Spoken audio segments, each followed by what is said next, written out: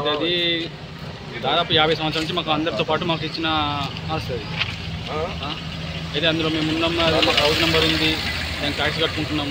ఇన్ని రోజులు 50 సంవత్సరాల నుంచి లేని ఎలిగేషన్స్ ఇప్పుడు కొత్తగా కొందరు ప్రైవేట్ వ్యక్తులు ఎందుకంటే ఇదే పనిగా పెట్టుకొని వెనుక ఉండేసి కొందరు నడిపించినట్టు అనిపిస్తుంది మాకు. కానీ ఏంటంటే బయటకు వచ్చేసి మమ్మల్ని ఏంటంటే బదనం చేస్తుంది. మా పనులు మేము చేసుకొని మా పనులు మేము ఏదో బతుకుతున్న మమ్మల్ని బజార్కి వేస్తుంది. కొందరు ఏంటంటే ప్రైవేట్ వ్యక్తులు నా వీడియో తీసి ఎందుకంటే మనం బ్లాక్మెయిల్ చేయాలని, మమ్మల్ని ఇబ్బంది పెట్టాలని, ఇది ఎందుకంటే పైసలు దండుకోవాలని చేస్తుంది సార్.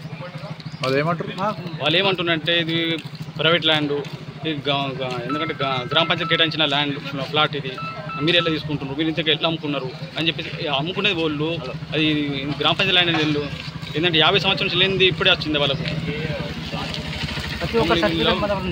ప్రతి ఒక్కరు మేము ట్యాక్స్ కట్టిన బిల్లు కూడా ఉన్నాయి, ఇప్పటిదాకా ఉన్నాయి.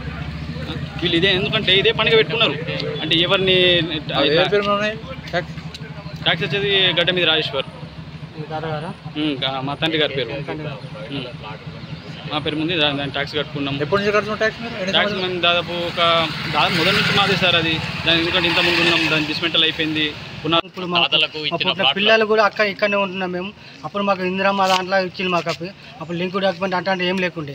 అప్పుడు మేము కరెంటు బిల్లు ప్లస్ ట్యాక్సీలు ప్రతి ఒక్కటి మేము కట్టాం. ఇప్పుడు మధ్యలో వచ్చి లింక్ డాక్యుమెంట్ కావాలా, ఇవన్నీ గవర్నమెంట్ లింక్ డాక్యుమెంట్ మేము ఎక్కడి నుంచి తీసుకొచ్చాడు. ఇది గంగపుత్రపై అన్యాయంగా మేము ఇవ్వాలని చెప్పి ఏదో వేయాలని చెప్పి అనుకుంటాం. దీనికి తగిన చర్య తీసుకోవాలని చెప్పి మేము ప్రభుత్వాన్ని కోరుతున్నాం, పోలీసు వారిని కోరుతున్నాం, ఎంఆర్ఓ అందరినీ కోరుతున్నాం. దయచేసి మాకు న్యాయం చేయండి. రేపు ఇతన్నే వేసిండు, రేపు మమ్మల్ని చేస్తారు, ఇతన్ని చేస్తారు. మందని వేస్తే మేము ఎక్కడికి వెళ్ళాలా? ఏదో టార్గెట్ చేస్తామని చెప్పంటే బాగుండదు కదా. ఎవరైతే ఇష్యూ చేసిందో వాళ్ళ మీద చట్టపరంగా చర్య తీసుకోవాలని కోరుకుంటున్నాం.